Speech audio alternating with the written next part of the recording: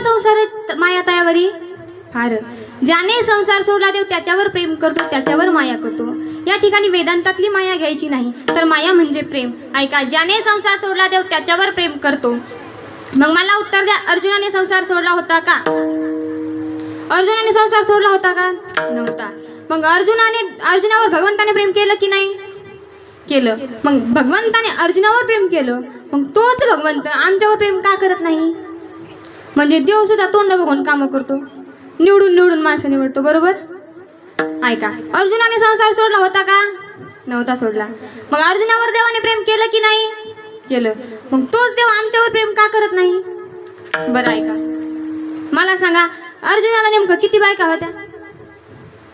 अर्जुनाला किती बायका होते तुम्हाला नक्की सांगता येणार नाही. ऐका, अर्जुनाला नेमकं किती बायका होत्या मी तुम्हाला सांगते. ऐका, त्याचं उत्तर असं आहे, अर्जुनाला नेमकं किती बायका होत्या ना ते मला पण माहित नाही. आता तुम्ही म्हणता महाराज, तुम्ही तर महाराज आहात, तुम्हाला अर्जुनाला किती बायका होत्या तुम्हाला माहित पाहिजे. बरोबर? पण खरंच सांगते, अर्जुनाला किती बायका होते मला पण माहीत नाही.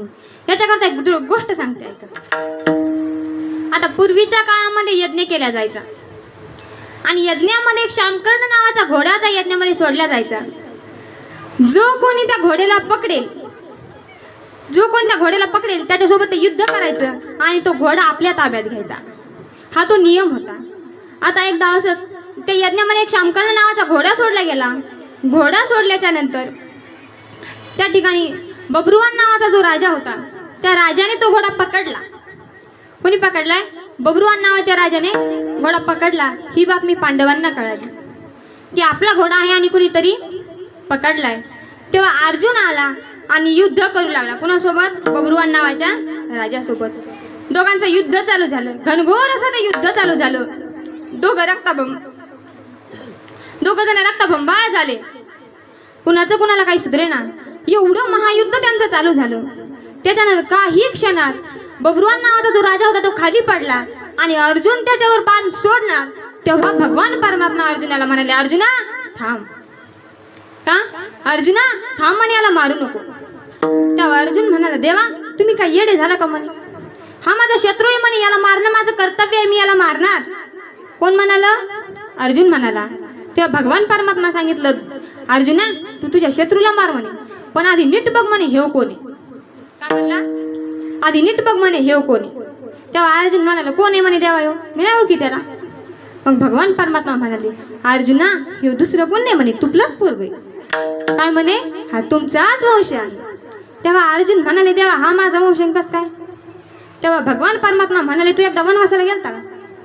वनवासाला गेल्यावर तू एक बायको केलती का म्हणे? मग त्याच बायकोचं हे पोरग आहे म्हणे. ऐका, माझ्या बोलण्याचं तात्पर्य इतकंच आहे की अर्जुनाला माहित नव्हतं की त्याचा बारदाना किती आहे, तर मग मला कसं काय सांगता येईल? विठ्ठल